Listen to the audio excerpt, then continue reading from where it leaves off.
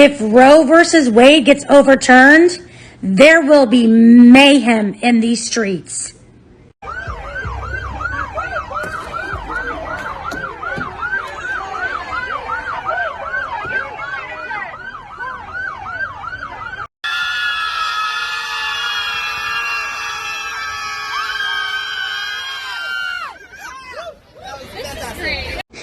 If they actually do this, yeah, that would be the time where rioting would be okay. I got the pitchforks, you get the gas and the torches. Let's fucking do that shit, because you're not forcing...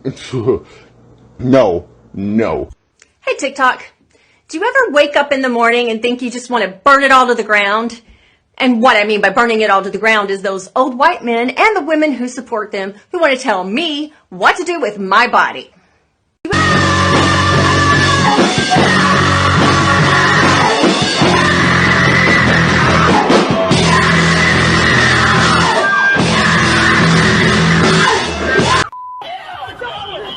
Not these officers. No, that's a white supremacist officer right there. Look at him. I mean, he's an olive-toned supremacist. Sure, he's a little Asian. And the other one's a little Asian. You're surrounding a guy. Look at that. Bear spray. Honestly, I want to cry. I want to cry in so many different ways. I feel really angry about this. And what I feel angry about is that an extremist Supreme Court is going to impose their views on the rest of America. We got to get tough, and that means we've got to get rid of the filibuster and protect a woman's right to an abortion. The tone that Justice Alito uses doesn't just overturn Roe v. Wade. It sets it on fire. It completely eviscerates the right. Putting the government in control of women's lives in this way changes something fundamental about who we are as a country, who we are as a culture, and who we are as men and women. And I cannot believe that I'm sitting here, Jim, in the year of 2022, a right that I was born into a society that had, that my mother had, that my grandmother had, with a stroke of a pen can be taken away. Anti-abortion, anti-trans, and anti-LGBT laws are inseparable from one another and all represent an attack designed to enforce a gender hierarchy. The whole point is to reduce our genders and sexualities to the biological role of reproduction and to use that to control our bodies. You know what? I'll just go ahead and say it. If Roe v. Wade gets overturned, I am fucking getting a vasectomy. Yeah, that's right. I'll fucking protest and get a vasectomy. To the white women that keep saying that it's going to be like Handmaid's Tale when Roe v. Wade is overturned, please shut up. Please shut up. Because people of color have been experiencing Handmaid's Tale since we became this fucking country. This is a way to keep the population going so that they can have workers and keep making the rich rich. This is the direct fault of about 43%, 43 or 53? Something along those lines, I forget the exact number, of white women. Because that number of women voted for Donald Trump. Listen to Black, brown, and indigenous women. Take your ego out of the equation. Fucking listen to them. They've been dealing with this shit for a lot longer than we have.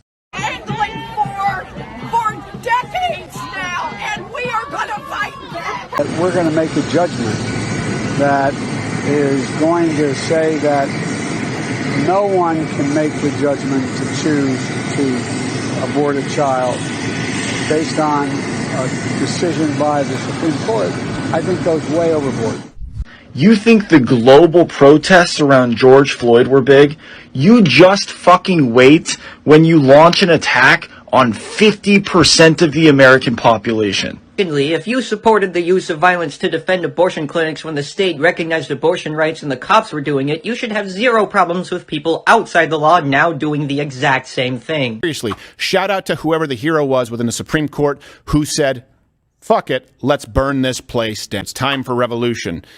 We have some other leftist groups, all references available at louderwithcrowder.com. It is our moral imperative to show up and stop the continuing slide into explicit fascism by all means at our disposal. And then there's another one. Liberals will march and chant their way right to fascism. Peaceful protests aren't enough. Rage and riot.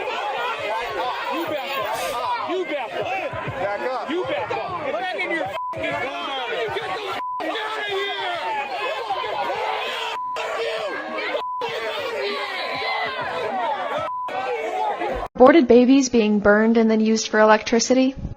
I hope they are. Jesus, I am so fucking tired of seeing this. You know what? I fucking hope so. I hope so. I sure hope so. I don't know. I hope so. Oh God, I hope so. I can just imagine the fucking snowflakes with that one. Oh no. I just eat mine straight from the can. I don't think we should be asking, are they being burned and used for electricity? I think we should be asking, why aren't they being burned and used for electricity? Reuse, recycle, and burn them. Ooh, sustainable energy! I love the advocacy. We should try it, if we haven't. Portable charger. Give me your feet! The Republicans won't stop with banning abortion. They want to ban interracial marriage. Do you want to save that? Well, then you should probably vote. What? We don't even have paid family leave. We don't even have affordable childcare in this freaking country. Okay, and the people who fight against those kinds of laws are Republicans. And yet... What do you want them to do with their kids when they have to go to work? What do you want them to do? What do you want them to do? I want them to answer that freaking question. Answer the question. Journalists, ask them the question. Ask them. Ask them.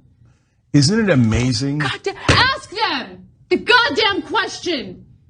God. Isn't it amazing that not one Democrat has shown 1% of the passion that Anna has today? They don't care. They don't fine. care. They're They don't fine. care. They're all so old, they don't even have to worry about it affecting them. And if they're young enough where it would affect them, they'll get their abortion. They're going to fly to They're Paris. trading individual stocks, enriching themselves. They're good. They're good. They don't care about you.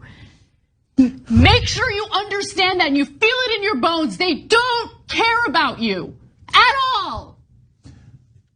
All of that fundraising, all of that canvassing, all of that hard work on the ground, they can't even get a voting rights bill passed. They're losers. Trusha Briggs writes in, thank you, Anna, for communicating this momentous injustice and the rage we're all feeling today.